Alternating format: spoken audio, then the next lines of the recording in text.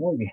Entonces, haciendo un repaso hasta aquí, hemos visto que entonces las Morim son convocaciones santas, especiales, determinadas por el Dios de Israel.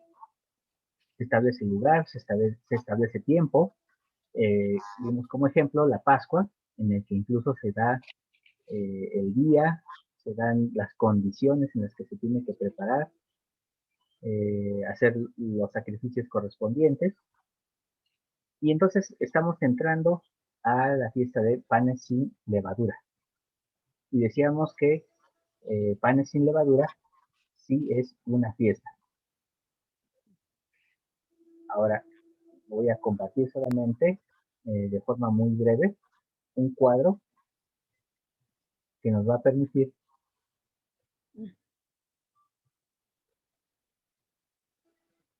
ver algunas características. Pesach o la Pascua eh, es la fiesta de primavera, es una fiesta, perdón, es un Moed que se conmemora, no es una fiesta. Al contrario, es un momento de tristeza, bueno, no de tristeza como tal, pero sí es algo así como muy solemne, muy espiritual, demasiada reverencia, porque es el momento en que se recuerda cuando mueren los primogénitos, cuando a causa del pecado de uno, muchos tienen que morir. En este caso, Faraón, él fue el responsable de la muerte de los primogénitos de Egipto y de Israel. Sin embargo, eh, nos ayuda a recordar que Dios siempre provee un medio para el rescate de la muerte. Y esto es lo que viene a hacer Jesucristo. Él viene a morir, pero Él resucita al tercer día para poder romper con ese criterio que se tenía de que solamente en la muerte se acababa todo.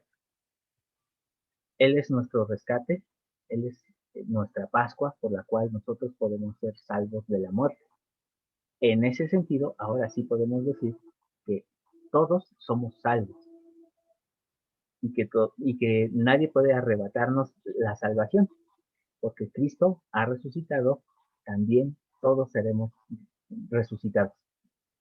Es una celebración que se lleva a cabo en casa, no es una celebración pública, no es una conmemoración eh,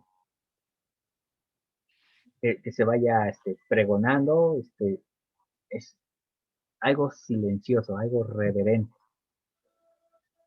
Y tiene bastantes requisitos.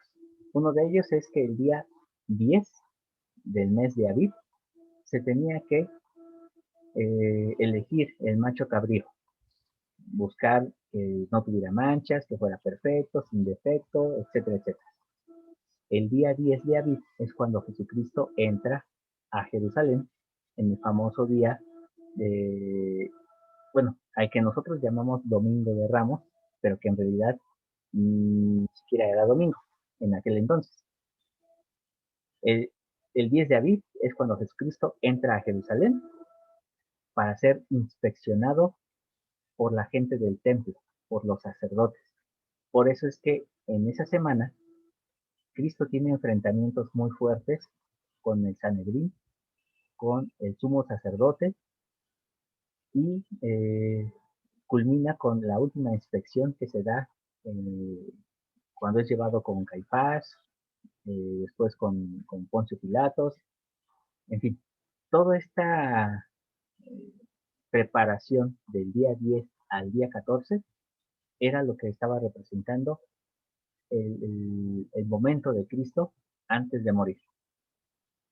El día 14 se celebraba propiamente el sacrificio. Se mataba al cordero, se pintaban los marcos de las puertas y el día 15 era la cena de ese cordero.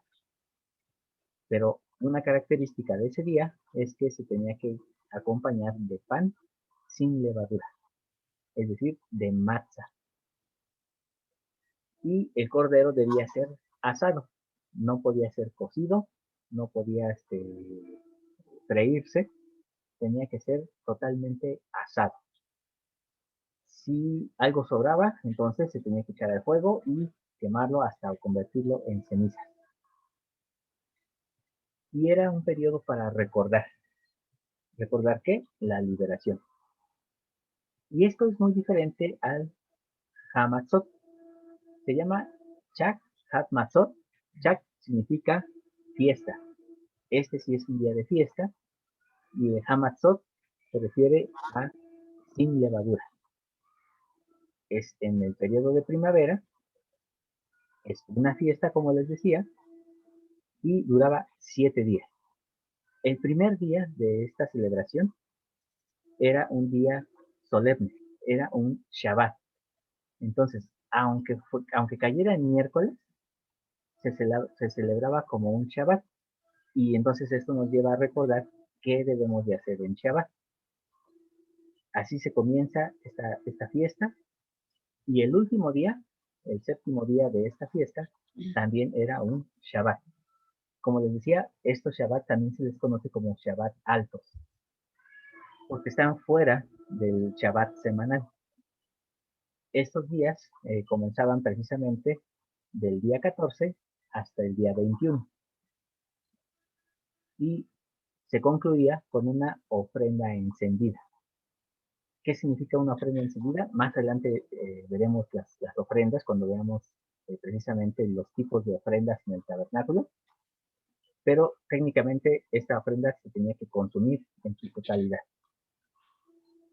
Y nos ayuda a recordar que debemos despojarnos del mundo, que durante esos 7 días nosotros debemos de sacar toda la levadura de nuestras vidas, la falsa doctrina, la adoración, perdón, la adoración idólatra y el orgullo, que es lo que nos lleva a establecer nuestras propias reglas en lugar de seguir las reglas del Señor. Esta es la enseñanza de 7 días de panes sin levadura. Es la razón por la cual el Señor les dijo, salgan de Egipto y no lleven levadura con ustedes. Porque tenían que despojarse de todas las cosas que los ataban a Egipto, que representa el mundo. De tal forma que entonces nosotros podemos saber que durante 7 días de la semana debemos de luchar por buscar la levadura en nuestro corazón o en nuestra mente y sacarla, tratar de expulsarla de nuestras vidas.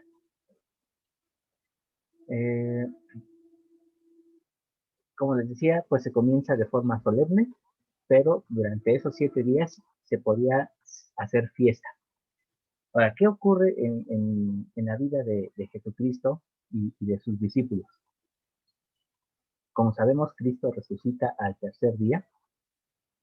Varios se enteran, pero la manifestación fuerte que encontramos incluso registrada en las Escrituras es hasta un primer día de la semana que los judíos, que sus discípulos estaban reunidos y entonces él entra y come con ellos y les dice, ve, vean mis marcas en mis manos, en mis costados, porque dice que muchos creían que era un espíritu. Y entonces les dice, no soy un espíritu. Y tan es así que les pregunta, ¿tienen un pescado? ¿Tienen pan? Y entonces come con ellos. Es cuando entonces se cumple y se cierra este periodo de panes sin levadura. ¿Qué estaban haciendo los apóstoles durante esos 7 días? Como podemos recordar, muchos de ellos regresaron a sus antiguos oficios, pensando que eh, se había concluido esta esperanza mesiánica, y es hasta el final de este periodo de panes sin levadura cuando el Señor le pregunta a Pedro, ¿me amas? 3 veces le pregunta, y entonces es cuando le dice, pues entonces, ¿qué haces aquí? ¿Por qué estás otra vez con estos? tus peces, ve y apacienta a mis corderos. Entonces, nosotros tenemos que sacar la duda de nosotros, de nuestros corazones, de saber si tal vez lo que esté haciendo no sea tan real, tal vez lo que estamos viviendo en el Evangelio no sea tan real, y recordar que Jesucristo realmente resucitó, pero que a pesar de eso, todavía puede haber dentro de nosotros esa levadura. Entonces, que ojalá nosotros podamos deshacernos de eso que nos ata a esta tierra, que no nos deja elevarnos a un plano espiritual más profundo. De esto, hasta aquí no sé si hay alguna pregunta. ¿Qué es aquí, mis Argüendes? No, no, no. Me recordó al video que nos mandaste de las celebraciones ¿Mm? Muy bien. del Pesaj. Yo les invito a que lo vuelvan a repasar porque realmente vale la pena. Hay muchísima instrucción. Y yo quiero que notemos que como lo que nosotros llamamos ley de Moisés, en realidad era una enseñanza celestial muy profunda. No era realmente como a veces nos la pintan, de que se trata de una ley menor o de como a veces le llamamos un evangelio preparatorio. Sí era menor en un sentido de que no había sacerdocio de Melquisedec, pero era un evangelio muy profundo. Era realmente la enseñanza desde el interior del corazón hasta lo más celestial que puede existir en el plan de salvación. Entonces, vale la pena que repasemos una y otra vez estos temas de los Moadim. Bueno, la próxima semana vamos a terminar con este tema y vamos a ver que hay otras dos eh, reuniones o otras dos Moadim en primavera, que es el Yom Bikurim, conocida también como la fiesta de los primeros frutos,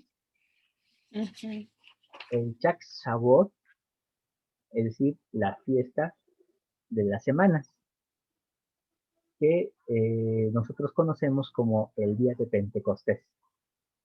Y una vez más, vemos que este día de los primeros frutos es una fiesta, mientras que Shavuot es solamente una conmemoración, es una fiesta sagrada y solemne. Pero hay otras fiestas en otoño, las fiestas de otoño como el Yom Teruah, que es la fiesta de las trompetas, bueno, así es traducido en nuestras Biblias, el Yom Kippur, que es el día de la expiación, y el Chak Sukkot, conocida como la fiesta de los tabernáculos. En otoño solamente hay una fiesta, que es la fiesta de los tabernáculos. Y quisiera solamente, ya para terminar, aclarar dos puntos. Cuando decimos que son fiestas, en algunas partes de la Biblia, ustedes lo van a encontrar como las fiestas de peregrinación. Es decir, que aunque estuvieran viviendo lejísimos, ellos tenían que viajar hacia Jerusalén, porque ahí estaba el templo y tenían que celebrar fiesta. Y por eso se les llama también fiestas de peregrinación. Mientras que las conmemoraciones, esas se podían celebrar en los lugares de origen. Incluso, como vemos en el caso de la Pascua, podía celebrarse o más bien debía celebrarse de forma individual, familiar, en las casas. ¿Por qué esto es importante? Porque el Señor, como podemos notarlo, está interesado no solamente en la vida comunitaria, sino también en la vida familiar, en la vida individual. Entonces, sus Moadim, sus reuniones santas, no son solamente reuniones tumultuosas de mucha gente, son reuniones también privadas. que ustedes pueden celebrar en su corazón directamente con el Señor. Y la segunda cosa es que así como hay fiestas de primavera y también hay fiestas de otoño, Mm. las de primavera nos van a recordar la primera visita de Jesucristo, mientras que las de otoño nos van a recordar su segunda venida. La fiesta de Yom Kippur, es decir, el día de la expiación, es una fiesta que corresponde a la segunda venida. Esta fiesta sí está relacionada con el pecado, no como la Pascua. La Pascua es liberación y Yom Kippur es expiación. Por eso es que decíamos en la clase pasada que la expiación comenzó cuando Cristo vino a la tierra, pero no está concluida. La expiación sigue todavía trabajándose. De lo contrario, si la expiación ya estuviera consumada, no habría necesidad de predicación del Evangelio ni de estar estudiando estas cosas. La expiación de Jesucristo está por concluirse en el momento de su regreso. Pero hay muchas cosas más que descubrir, porque tenemos una cena pendiente con nuestro Señor Jesucristo en Adán on Diamant. Ujú. Y en esa reunión vamos a ver que incluso en la ley de Moisés está reflejada. Vamos a ver cómo es que esa reunión de Adán on Diamant, Cristo aquí en América, está aquí, en las fiestas, o en los Moadim, perdón, de la Torah. Realmente es muy especial ir descubriendo muchas cosas, poder ver cómo lo que nosotros llamamos el Evangelio preparatorio realmente todavía está en vigencia, todavía podemos seguir aprendiendo de él, porque hay cosas que aún no se han consumado.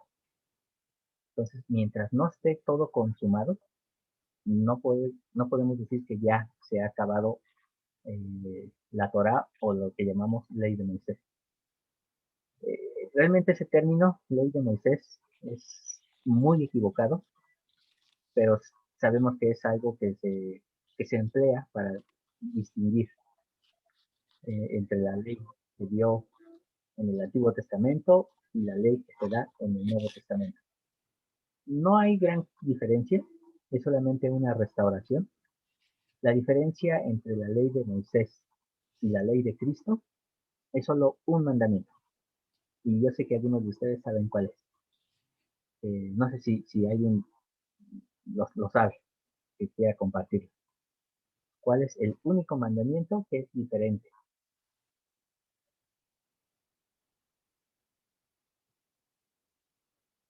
¿Diferente en qué? A todo lo que existía en la ley de Moisés. Cuando nosotros decimos que hay una ley de Cristo y que hay una ley de Moisés, solamente un mandamiento es la diferencia. El que nos amemos como Jesús nos amó a nosotros. Exacto. Ese es el único mandamiento que es diferente. Todo lo demás es exactamente igual. Los mismos mandamientos que están en la ley de Moisés están en la ley de Cristo. Una pregunta. Restaurados a su espíritu, no a la letra. ¿Sí o no? Una pregunta, por favor. Bueno, yo alguna vez escuché, y yo ahorita de lo que estás diciendo, ¿no? Antes de la segunda venida del Señor, porque hay muchas cosas que todavía no se concluyen, empieza el periodo de la gracia, a partir de que el Señor Jesucristo resucita y se va con el Padre. Es el periodo de la gracia, es el tiempo que tenemos la oportunidad de arrepentirnos, de reflexionar, de quitarnos la levadura, de esforzarnos por estar más acorde con lo espiritual, dejando lo material, porque somos espíritus viviendo experiencias humanas. No somos humanos viviendo experiencias espirituales. Tenemos que ubicarnos. Y si nosotros somos salvos, es por gracia, por la gracia de que nos dio Jesús. Entonces, todo este es el periodo de gracia cuando todos los que pasemos por esta tierra de probación en nuestro tiempo que nos corresponda a cada uno, es nuestro tiempo de gracia, de la bendición, la oportunidad que Dios nos da cuando podemos conocer su palabra, de mejorar y poder alcanzar esa santificación de la que hablabas tú, o sea, hace clases ya pasadas. O sea, trato de armar mi rompecabezas en mi cabecita y, bueno, lo expongo ahorita para ver si más o menos, como dicen, voy bien o me regreso. Va muy bien, hermana. Solamente vamos en la próxima semana, vamos a aclarar ese punto del periodo de gracia. Ah, ok. Porque es cierto, existe algo llamado periodo de gracia, pero no tiene que ver con el hecho de decir que en el Nuevo Testamento comienza la gracia y que en el Antiguo Testamento no había gracia. Ah, ok. Porque la gracia siempre ha existido. De hecho, cuando veíamos sobre la caída de Adán y Eva, hablamos de que cuando Dios les da túnicas a Adán y a Eva, y les dice no usen las hojas de higuera, no usen estas túnicas, es la cobertura, es decir, la gracia que cubre a Adán y a Eva a pesar de su pecado. Ah, ok. Entonces, desde el Antiguo Testamento, o así que desde la caída, existe la gracia. Okay. Gracias. Pero vamos a ver que sí existe algo llamado periodo de gracia. Solamente les doy un avance pequeño. El día de Pentecostés, que es cuando viene el Espíritu Santo, es el día que se conoce como la fiesta de las semanas. Y son 50 días. 50 días que hay que esperar para poder llegar hasta ese punto. Y eso es conocido como el periodo de gracia. Pero la próxima semana vamos a analizar el por qué. Vamos a ver por qué razón hay un periodo llamado periodo de gracia. Muy bien. Agradezco mucho el esfuerzo que hacen de poder conectarse. Realmente me ayuda mucho a mí a echarle más ganas, a seguir estudiando y aprendiendo y teniendo el deseo de compartir. Les aprecio muchísimo. Ustedes saben que oro por ustedes. Gracias. Deseo que el Señor me los conserve con una semana de mucho éxito y que este fin de semana ustedes puedan recibir mucha inspiración y revelación. Les quiero mucho, en verdad sí les quiero mucho y que el Señor me los bendiga. Pues vamos a terminar con una oración. Muchas gracias. Muchas gracias igualmente. No, ustedes, muchas gracias. Y pues terminamos con una oración y hermana Angélica, no sé si tiene micrófono. Sí, hermano. Muy bien. ¿Nos ayuda con la última oración? Claro. Bendiamos su Padre Celestial, en esta noche te estamos agradecidos este grupo de hijos tuyos por la oportunidad que nos das de poder tener otra clase.